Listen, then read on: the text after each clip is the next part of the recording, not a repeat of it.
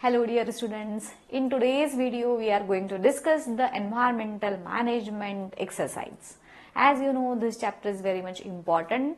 Exam point of view तर आहेच आहे आणि ह्याचं एक असं वैशिष्ट्य आहे की ह्याच्यामध्ये तुम्हाला आउट ऑफ मार्क पडायला थोडेसे प्रॉब्लेमॅटिक जाते. मे बी आता तुमच्या एक्झाम्स होतील तर तुमच्या लक्षात येईल टीचर्स असं सांगतात की नाही ह्याच्यात अजून काहीतरी मिसिंग आहे, अजून हा शब्द हवा होता, तो शब्द हवा होता, असं काहीतरी होतं आणि थोडक्यात आपली जी आउट ऑफ स्कोर आहे तो बरेचदा ह्या चॅप्टरच्यामुळे अफेक्ट होऊ शकतो. सो असे काय वर्ड्स आहेत जे तुम्ही तुमच्या आन्सरमध्ये लिहिणं एक्सपेक्टेड आहे हे तुम्हाला मी आजच्या व्हिडिओमधून सांगणार आहे. So it is going to be very very important video. Watch till end व्यवस्थित बघून घ्या. इथे आपला जो फर्स्ट प्रश्न आहे एन्व्हायरमेंट मॅनेजमेंट मध्ये recognize the following food chain, describe the ecosystem to which it belongs. ही फूड चेन दिलेली आहे. ग्रास हॉपर म्हणलं की ही कुठली आलेली आहे, ही क्रॉपलँड आहे. कारण तुमच्या पुस्तकामध्ये हे दिलेलं आहे बघा. स्नेक, पॅडीफिल्ड, ईगल, फ्रॉग हे तुमच्या एक पॅरेग्राफ दिलेला होता टेक्स्टबुकमध्ये, त्याच्यावरती आधारित हा प्रश्न आहे. तर पहिला हे आहे the given food chain belongs to the cropland, describe the ecosystem. आता ह्याच्यामध्ये क्रॉपलँड मध्ये काय आहे तर it is a terrestrial ecosystem. Artificial आहे क्रॉपलँड, ही काही नॅचरल नाहीये ना. भात शेती ही काही नॅचरल नाही आहे, आपण बनवलेली आहे. So it is an artificial ecosystem. त्यानंतर it is maintain by humans. It is human supervision शिवाय ह्या इकोसिस्टम्स नॅचरली अशा ग्रो होणार नाहीत. Paddy crops are primary producers. याच्यामधले आता प्रोड्युसर्स कन्झ्युमर्स कोण आहेत तर पॅडी क्रॉप्स हे प्रायमरी प्रोड्युसर्स झाले की नुसते प्रोड्युसर्स म्हणू शकता तुम्ही instead of saying primary producers. त्यानंतर they obtain the energy from the sun. It is transferred to the primary consumers that is grass hoppers. मग त्यांच्याकडून सेकंडरी कन्झ्युमर्स. ह्या पद्धतीनं ही पूर्ण इकोसिस्टम बद्दल तुम्हाला इन्फॉर्मेशन लिहायची आहे. Got it.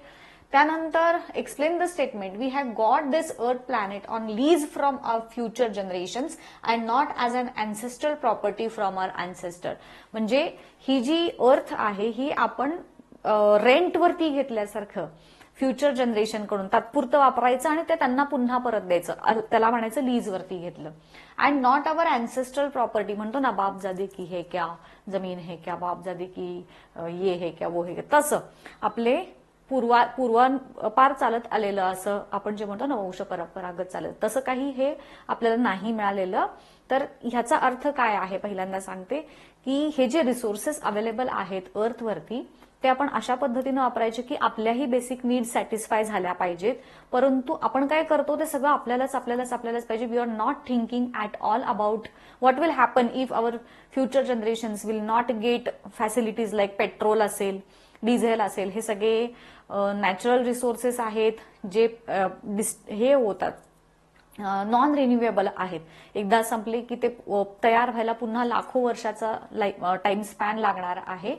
So we are not thinking at all about the wise use of resources. सो हे सगळं ह्या उत्तराचा तुमचा पार्ट असणार आहे. आता एकदा तुम्हाला आयडिया आली की ह्याच्यात आपण काय लिहायचं आहे, मग आता इथं तुम्ही ते लिहिताना प्रॉपर शब्द कोणते वापरणार आहेत तर इथं बघा, we have got this earth planet as an it is not our ancestral property. Our existence depend upon the existence of nature. बघा उत्तर कसं आपण तयार करत गेले. It is our responsibility to preserve the nature and maintain the balance. Irrational use of natural resources lead to the depletion. They need to be taken care as a borrowed property. एखाद्याची उधार वस्तू घेतल्यावर कसं आपण जपून वापरतो तसं. We have to conserve these resources for our future generation. It is our responsibility to preserve the natural resources for the future generations. आणि म्हणून ते सेंटेन्स असं आपल्याला सांगता येईल. त्यानंतर एन्व्हायरमेंटल कॉन्झर्वेशन शॉर्ट नोट आहे, 2 ते 3 मार्कांसाठी असते. सो त्याच्यामध्ये तुम्हाला आता पहिल्यांदा व्हॉट इज एन्व्हायरमेंटल कॉन्झर्वेशन ही त्याची कन्सेप्ट सांगितली. का, why it is necessary to conserve the environment.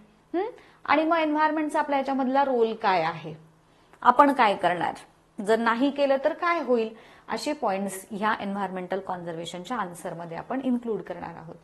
त्यानंतर चिपको मुवमेंट ऑफ बिश्नोई हे ह्याच्यावरती शॉर्ट नोट आहे, जस्ट वाचून घ्या. अमृता देवी बिश्नोईंची ही जी मुवमेंट होती खेजराली विलेज नियर जोधपूर राजस्थान. तर त्यांच्यामध्ये हे सगळे जे बिश्नोई समाज होता they were dependent on the trees for their livelihood.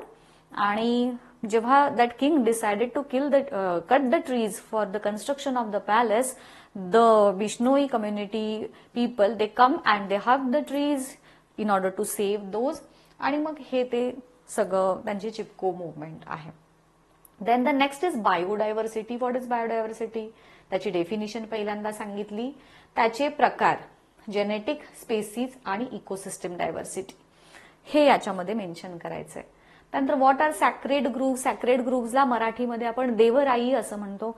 So these are the places, these are the jungles which are preserved by the name of God.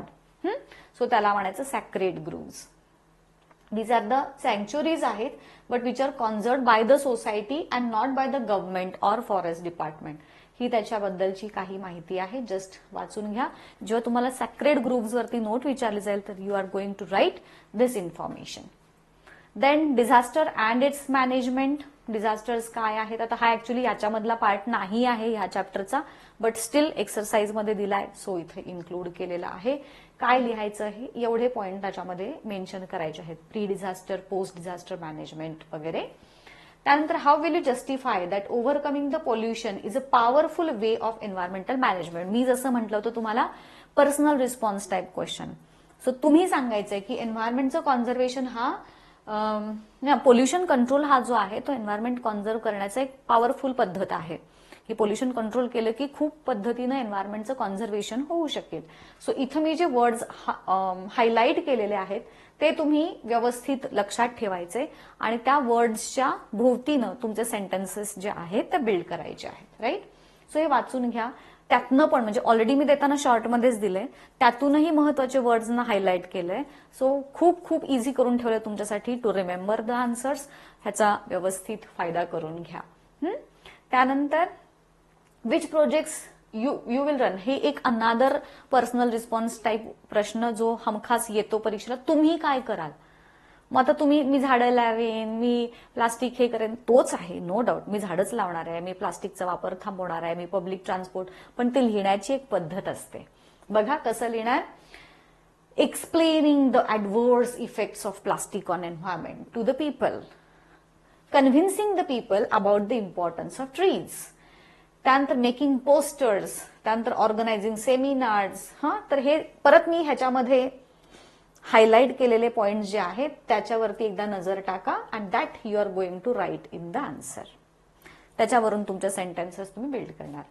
Right the factors which are affecting the environment. त्याच्यामध्ये biotic, abiotic, natural आणि manmade असे दोन प्रकार येतात, ते इथं mention केलेले आहेत. Why does human being have an important place in the environment. सगळं तर आपण करतो ना. आपल्या activity are going to decide the quality of the nature. So we are important for the conservation of environment. तुम्ही सगळं जे करताय, लिडिंग डिग्रेडेशनसाठी पण तुम्हीच रिस्पॉन्सिबल आहात, कॉन्झर्वेशनसाठी पण तुम्हीच रिस्पॉन्सिबल आहात. We are having a major role in maintaining the environmental balance. मग आता ह्याच्यामधले शब्द बघा कसे आहेत. They are closely linked with the environment. त्यानंतर पॉप्युलेशनमुळे काय झालंय, over utilization of natural resources, degradation of environment. It influences the life of human beings and modify the environment. They are also capable of conserving, म्हणजे destroy पण आपण करू शकतो. We are also able to conserve the environment. So आपलाच role ह्याच्यामध्ये खूप जास्त important आहे. अगेन छोटासाच आहे, 2 मार्कांसाठी तुम्हाला याच्यावरती प्रश्न विचारला जातो. Write the types and examples of biodiversity. Genetic परत हा मगाचाच आहे. स्पेसीज आणि ecosystem diversity. How the biodiversity can be conserved, हे इथं तुमच्या पुस्तकात दिलाय बघा, तो बायोडायव्हर्सिटी कॉन्झर्वेशनचा एक फ्लो चार्ट सारखा. तर तेच हे इथं मी दिलेलं आहे. What do we learn from the story of Jadav Molai Payeng. तर त्याच्यापासून काय की सिंगल मॅन जर तुम्ही डिटरमाइन स्टेटमध्ये असाल तर they can create a huge forest over a baron area वगैरे, हे त्याच्या स्टोरीमधून आपण लर्न करतो. सो हे त्याचं उत्तर आहे. मी थोडंसं बाजूला होते so that you are able to read the answer properly and write. आता मी तुम्हाला दाखवलेत कीवर्ड्स कसे हायलाईट करायचे. सो ह्याचं मी मुद्दामून ठेवलेलं आहे. You are going to highlight आणि मला सांगा जमलं की नाही त्या पद्धतीनं. प्रत्येक सेंटेन्स वाचायचं, त्यात एक तरी शब्द असा असतो जो महत्वाचा असतो, त्याला फक्त अंडरलाईन करायचं आणि त्याच्यावरून तुमचं सेंटेन्स बिल्ड करायचं. Write the names of biodiversity hotspot. हे 3 हॉटस्पॉट्स आहेत, हे इंडियामधले. आपल्याला तेवढेच विचारले तर तुम्ही तेवढे सांगू शकता. वर्ल्ड मधले काही सांगायची गरज नाही, जस्ट मी इथं दिलेलं आहे. बट इथं मेन जे आहेत आपल्या भारतामध्ये, कारण आपल्याला पुस्तकात हेच दिलेत की नाही, सो आपण तेच हॉटस्पॉट्स लिहिणार आहोत. त्यानंतर what are the reasons for endangering many species of plants and animals. Natural cause, manmade cause. Natural cause मध्ये तर नॅचरल ऍक्टिव्हिटीज झाल्या, बट मॅनमेड कॉजेसमध्ये हंटिंग आहे, extensive cutting of trees, over utilization of resources, त्यानंतर destruction of habitats. हे ते 5 points आहेत. आणि मग त्याच्यामध्ये तुम्हाला पुन्हा एक ओळीमध्ये, आता समजा हे 2 मार्काला जर विचारलं तर तुम्ही नुसते हे पॉइंट्स लिहाल. 3 मार्कांना विचारलं तर मग ह्याच्यामध्ये एक वाक्य लिहाल. मार्क वाढले, उत्तराची लेंथ वाढवायची. मार्क कमी असेल, उत्तराची लेंथ छोटी करायची. ठीक आहे. Endangered animals can be saved by the following ways. काय कराल तुम्ही to save the endangered animals?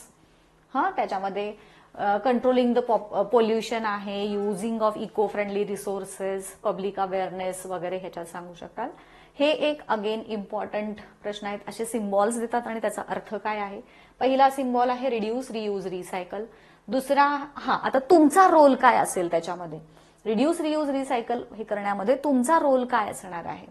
तर I will recycle and reuse the materials and I will try to reduce the waste which is produced. दुसरा आहे waste, save the water. I will not waste water, I will check the leakages. तुमचा role, तुम्ही काय कराल in order to save water. तिसरा symbol आहे solar एनर्जीचा source आणि त्याच्यामध्ये तुमचा रोल काय आहे. तर I will use more devices that will run on the solar energy. So हे झाले आय थिंक तुमचा पूर्ण एक्सरसाइजचा पार्ट कम्प्लीट. सोपा आहे ना, कसा वाटला मला नक्की कमेंट करून सांगा. इथेच थांबणार आहोत आज. भेटूयात पुढच्या व्हिडिओमध्ये. Till then good bye. Thank you.